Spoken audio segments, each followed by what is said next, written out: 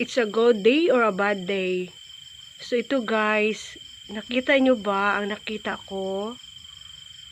So kusog ko yung kalayo kay actually duha siya. Ang isa bro, dili lang kayo kita makita ninyo. Layo-layo mo ang isa.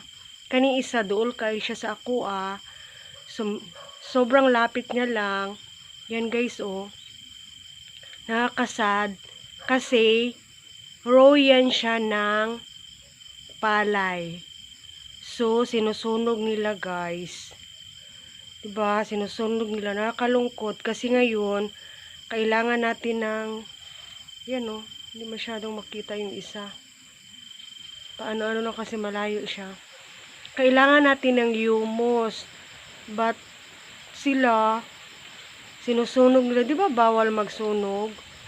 Bakit parang hindi pa rin tayo natututo sa buhay-buhay? Diba?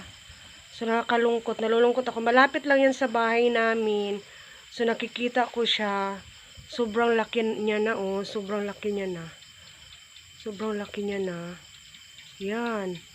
Dito naman, yung isa, doon yan, medyo malayo-layo sa amin. Hindi na masyadong, nagsusunog din sila. So, nakakalungkot kasi tayong mga tao is, summer pa naman, hindi tayo natututo sa buhay.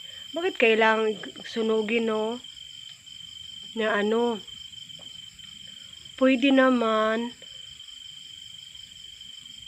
na anuhin lang nila. Yung itambak lang para abono na rin yan siya pag na decompose na siya. So, meron sanang nitrogen diyan sa sa raw. So, fertilizer din yan siya, So, nakakalungkot talaga. Nalulungkot ako.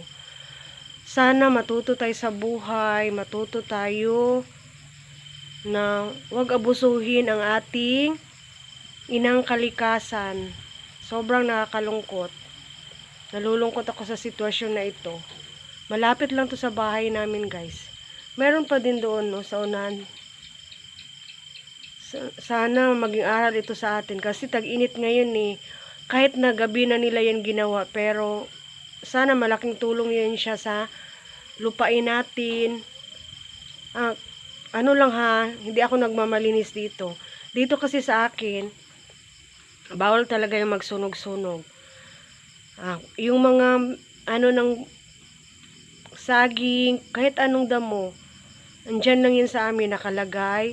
Iniimbak ko lang siya para gawin ko ding abono kasi madali lang yung araw yung mga pag nag-imbak ako naging na siya, lupa na siya ng mga 1 taon, 2 taon. So 'di ba maganda sa lupa natin na yung natural ang fertilizer niya, so organic. Yan nakakalungkot.